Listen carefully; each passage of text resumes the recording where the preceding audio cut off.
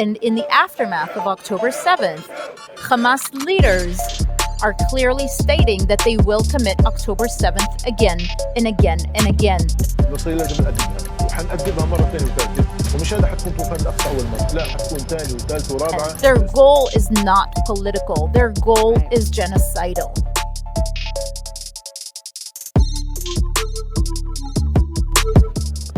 Hi, and welcome to Ignite Voices TV. Today I have a very special guest, and she is Anat Sultan-Dadon, and she is the Consul General to the Southeast for Israel. And I just finished watching behind the scenes, unedited footage of the atrocities that happened on October 7th when Hamas, there were over 3,000 Hamas terrorists that went in and caused great destruction on Israel. And when you walked out, I didn't even know what to tell her. I said there were no words. I had no words to express the level of grief I felt. And so I just thank you today for being here.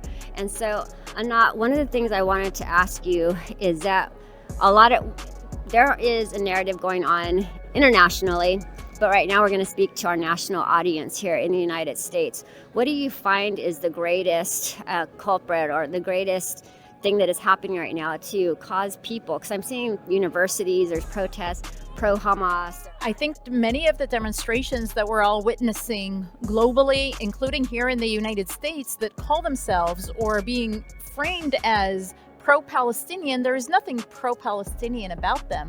They are demonstrations of hate that have nothing to do with genuinely caring for the Palestinian people. Because if one truly is concerned about the welfare of the Palestinian people, then one should be standing with us in our fight to make sure that Hamas no longer rules the Gaza Strip, that Hamas no longer has the military capabilities, not only to carry out the attack that it carried out on October 7th, but the capabilities to continue oppressing their own people. Because while they are fighting in Israel, they are intentionally using their own people as human shields, intentionally placing their own civilians in harm's way. The Palestinian people deserve to be free of Hamas.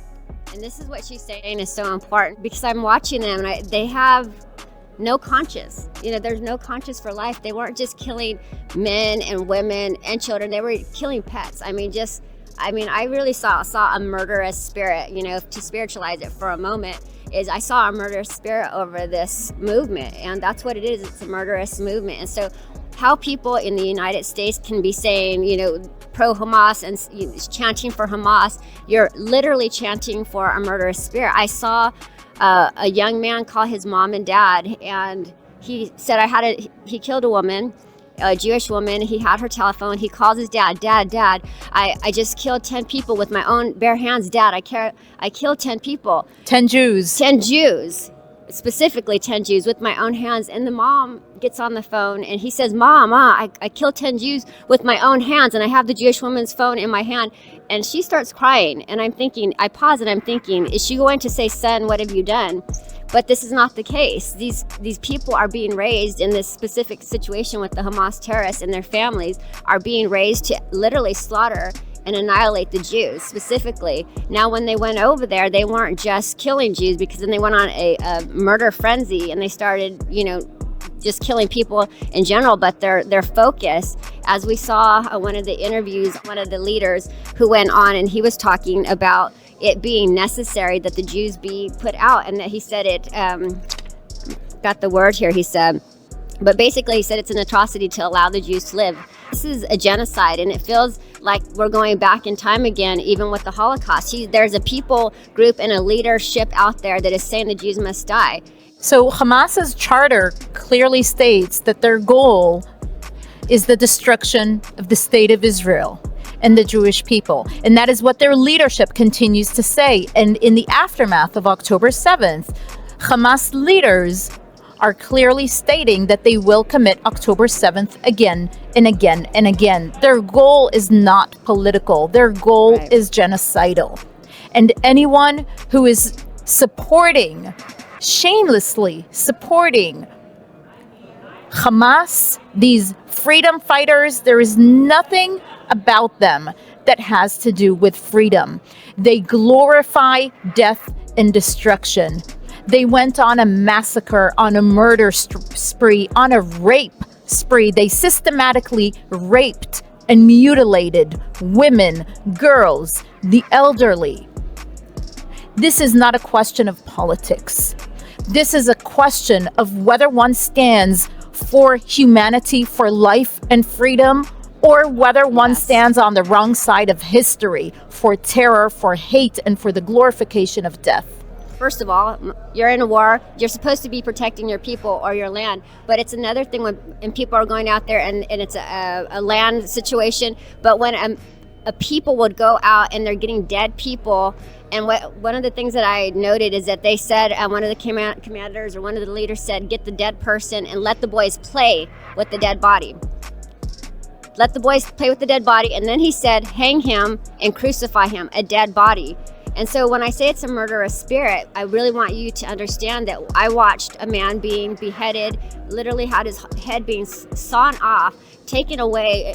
Like, centuries and centuries ago, they were doing this kind of thing in the biblical times when we read about these stories, and here it is still playing today. History is repeating itself in so many different ways, from centuries down to even the Holocaust to coming so close to home. One life lost is too many, okay? But you said it was 1,200, 1,300? Over 1,200 who were massacred that day, the largest number of Jews massacred in a single day since the Holocaust.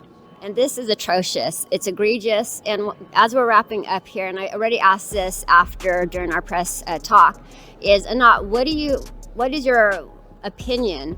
And I said, in schools, I'm noticing that they're trying to do away with the history of the Holocaust. They're trying to diminish it, and they're trying to make it like, oh, we don't want to really talk about these kind of things, or for whatever reason. I think it's demonic, honestly. But what is your opinion about the fact that there are school systems that are diminishing away with the story of Holocaust? Even we're talking about indoctrination here for the people, in the Palestine nations, but what about the indoctrination that is happening here for the same purpose? The end result is to diminish what happened to Israel.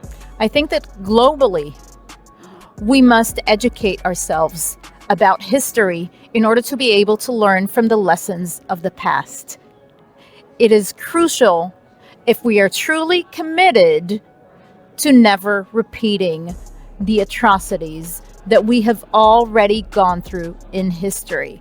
It is not good enough on Holocaust Remembrance Day or on Holocaust commemorations to declare never again when one does not learn what it is that occurred. I want you to look at the audience and tell them this part is so important. I want you to hear it. It is crucial to get acquainted with history, to learn what it is that occurred during the Holocaust and what was the price of so many in the international community, so many who stood by and were silent while these atrocities were being committed. Silence is not an option because silence is complicity. And today we all should be asking ourselves, not what would we have done were we 80 years ago in Europe? We should be asking ourselves, what are we doing today? And we should be asking others, where do they stand today? Because if they are not standing clearly for humanity, for life, against terror, against hatred, against evil, then they are standing on the wrong side of history. Thank you so much, Anat, and that is so powerful. There's a saying that says, if you won't stand for something, you'll fall for anything. And people who are falling for the lie that Hamas is at all justified in this act is absolutely atrocious, and it is mind-bending to me. There is no justification for rape, torture, slaughtering innocent people, slaughtering babies, children, women, men. There is no context or justification for kidnapping and holding hostage. We still have a 1-year-old baby being held hostage in captivity. Holocaust survivors who survived hell on earth, met hell again in the face of Hamas's terror. There is no context and no justification for evil.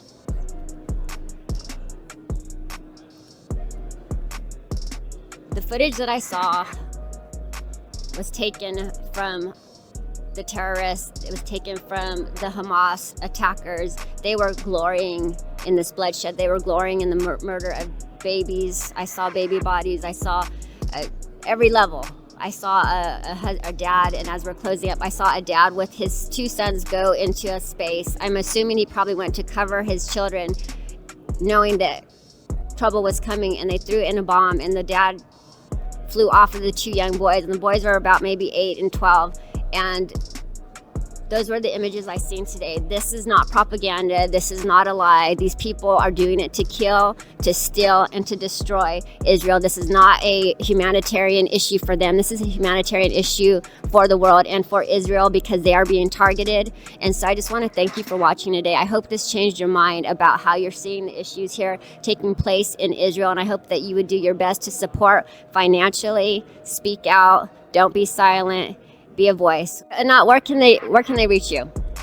So anyone is welcome to email us. We're available at email address info@atlanta.mfa.gov.il. You can also look for the Consulate General of Israel in Atlanta. We're available on social media. We have a daily newsletter that we send with updates and information about the current situation.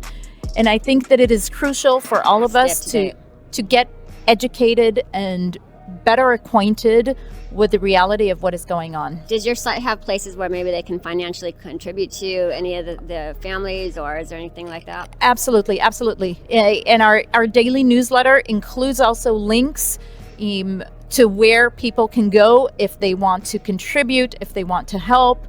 And of course, we always encourage those who want to support to also travel to Israel and support Israel by going there. Don't be afraid, be proactive, be a voice. I'm EmmaSara.